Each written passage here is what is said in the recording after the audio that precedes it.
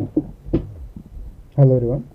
A very good morning all of you guys. So guys, today we are going to discuss about the basically metallurgy of iron. Okay, तो यहाँ पे जो है main metallurgy है जो iron का है. आयरन तो बेसिकली हमको पता है जो बीएसपी है और बहुत सारे ऐसे प्लांट्स है छत्तीसगढ़ में जिसमें क्या होता है आयरन का बेसिकली हम लोग मेटलर्जी का प्रोसेस कंप्लीट करते हैं.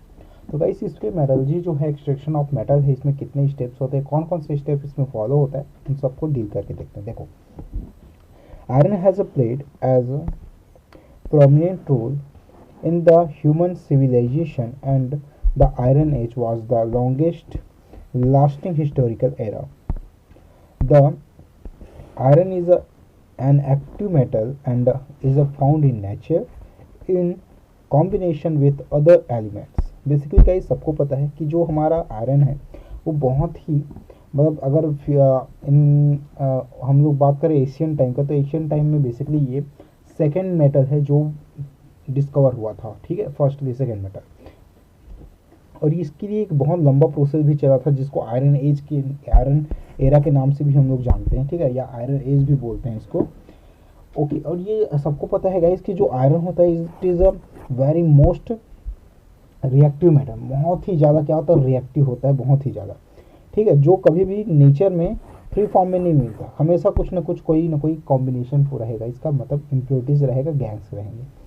ओके, इसके generally hematite, magnetite, siderite and pyrite are the important source of iron. Iron में जनरली गाइस अगर हम लोग बात करें तो उसके बहुत सारे ऑक्साइड फॉर्म मिलते हैं या सल्फाइड फॉर्म मिलते हैं. हमको आयरन के और मिलेंगे, जैसे कि आयरन ऑक्साइड है, ऑक्साइड का इम्प्योरिटीज़ है, मैग्नेटाइट है, कार्बोनेट की इम्प्योरिटीज़ के साथ रहेगा, या फिर सल्फाइड की इम्प्योरिटीज़ के साथ ये रहता है. ओके, अब मेटलर्जी ऑफ आयरन में देखो गाइस कि इसमें कौन कौन सा कंसंट्रेशन प्रोसेस यूज़ करेंगे, कौन सा एक्सट्रैक्शन का प्रोसेस यूज़ करेंगे और कौन सा प्यूरिफिकेशन का प्रोसेस में यूज़ करने वाले हैं. Haematite is the iron ore most commonly found in Chhattisgarh. Basically आपके बस्तर में, दल्ली राजहरा. ठीक है, इनमें जनरली गाइस हम लोगों का हेमेटाइट ही मिलता है.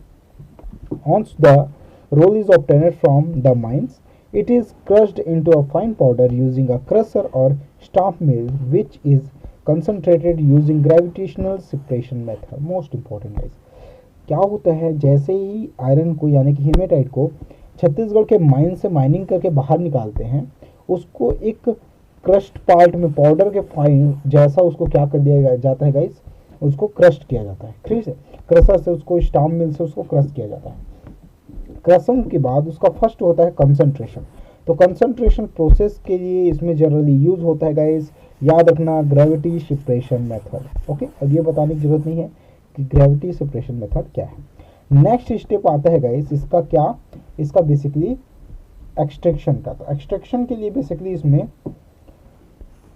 पोस्ट कंसंट्रेशन के बाद the ore is rotated so that impurities such as the arsenic and sulfur present in the ores get converted into gaseous oxide and are removed. The become porous facilitating metal reduction. So basically guys याद रखना इसमें कौन सा process होता है guys, roasting का process होता है, यानी कि रोटेटिंग होता है. और इसमें से इस आयरन से एल्युमिनियम और सल्फर के जो इम्प्योरिटीज होते हैं वो वहाँ से निकल जाते हैं. Mainly sand is found in as impurities in the ore, which is removed with the help of calcium carbonate during smelting. Okay, the oxide of iron are reduced using carbon means coke and anthracites. तो याद रखना guys जो reducing agent होता है oxide के लिए वो क्या है, कार्बन या Coke. Okay, the process required high temperature about 1800 degree Celsius. If the process is carried out with frequent breaks, then a lot of energy will be washed and heated in the mixture to the required temperature. Therefore smelting is carried out continuously in the blast furnace. देखो guys, iron का जो basically rotating का जो process है उस process को complete करने के लिए यानी कि स्मेल्टिंग के प्रोसेस को कंप्लीट करने के लिए हमको बेसिकली एक बहुत ही ज़्यादा टेम्परेचर चाहिए होता है. और इस टेम्परेचर के लिए फिर हम लोगों को एक बहुत बड़ा इक्विपमेंट यूज़ करना पड़ता है जिसका नेम है ब्लास्ट फर्नेस. ये देखो गाइस, ये हमारा ब्लास्ट फर्नेस. ओके, ये ब्लास्ट फर्नी में रोटेटिंग का प्रोसेस कंप्लीट होता है। अभी क्या है ब्लास्ट फर्नी, सिंपली देख रहे हैं। Blast furnace is a cylindrical furnace made of steel whose inside are linked with refractory bricks. Okay, ये जो फर्नी है गाइस आप लोग बेसिकली देख रहे हो, तो ये फर्नी कैसा है गाइस, एक सिलेंडर जैसा है, सिलेंडर लाइक है, जो पूरा किसका होता है गाइस, बेसिकली देखोगे इंटरनल जो इसका लाइनिंग है वो मेटल का बना होता है, और ये जो होते हैं जनरली आपके बेसिकली रिफैक्टरिंग ब्रिक्स के बने होते हैं, मतलब इनको आग से कोई प्रॉब्लम नहीं होता, आग से ये पिघलते नहीं है, मतलब बहुत सॉलिड ब्रिक्स होते हैं ये, ठीक है, याद रखना गाइस, रिफैक्टरी ब्रिक्स होते हैं।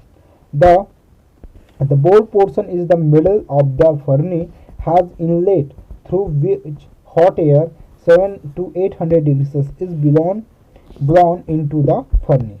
अब इसके अगर सेंटर पार्ट में देखूंगा इस, तो सेंटर पार्ट में देखो यहाँ पे दिख रहा है आपको हॉट एयर का, जो बेसिकली यहाँ पे इनपुट किया जाता है इस फर्नी के अंदर। ओके, नेक्स्ट जो है गाइस वो देखो आप, the upper portion of the furnace has an outlet for gases formed in the furnace during the reaction. The lower portion has two outlets, first higher one and slag and the second one for the melted metal.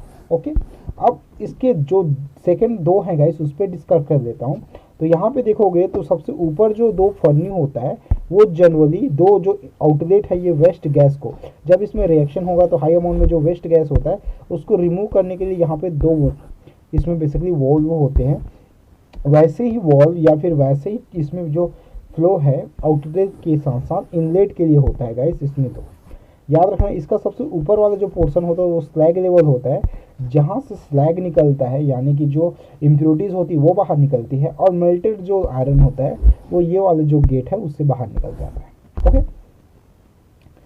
The rotating या roasted ore is mixed with the limestone and coke and fed into the blast furnace from the top, and the blast of hot air is blown from the bottom.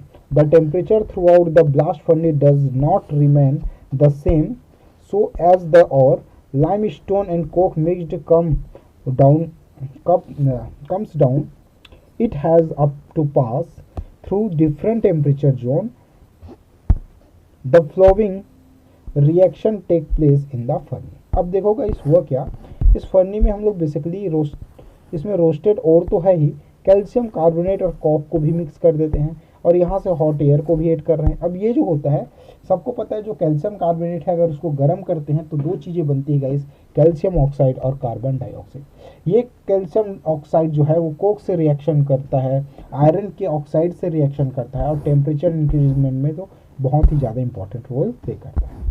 अब यहाँ से होता क्या है, जो carbon इसमें डालते हैं गाइस वो कार्बन डाइऑक्साइड या फिर कार्बन मोनोऑक्साइड के फॉर्म में, बेसिकली याद रखना आप सब कि ये जो होता है बेसिकली रेड्यूसिंग फैक्टर का काम करता है, और ये रेड्यूसिंग फैक्टर उस हेमेटाइट से यानी कि रोस्टिंग ओर से आयरन को अलग कर कार्बन डाइऑक्साइड को रिमूव कर देता है। ओके, यानी कि रिडक्शन का प्रोसेस यहाँ कंप्लीट होता है।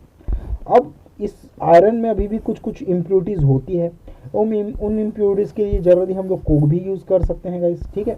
अब अगर हाई अमाउंट में कुछ प्रॉब्लम्स है तो कैल्शियम कार्बोनेट का भी यूज़ करते हैं। कैल्शियम कार्बोनेट जनरली जानते हैं आप लोग, हीट करने के बाद कैल्शियम ऑक्साइड और कार्बन डाइऑक्साइड बनता है। ये कैल्शियम ऑक्साइड को बोलते हैं गाइस फ्लक्स, और ये जो सिलिका ऑक्साइड होता है ये होता है इम्प्योरिटी। तो कैल्शियम ऑक्साइड जो होता है वो आयरन में प्रेजेंट सिलिका ऑक्साइड यानी कि इम्प्योरिटीज़ को कंबाइन करके स्लैग के फॉर्म में रिमूव हो जाता है, और मेल्टेड आयरन जो होता है वो नीचे से क्या होती है गाइस, रिलीज हो जाती है। तो ये ब्लास्ट फर्नी का और भी बहुत सारा है इसमें, तो आप इसको क्लियर पढ़ के देखना, जो भी डाउट होगा आप मुझको कमेंट कर देना।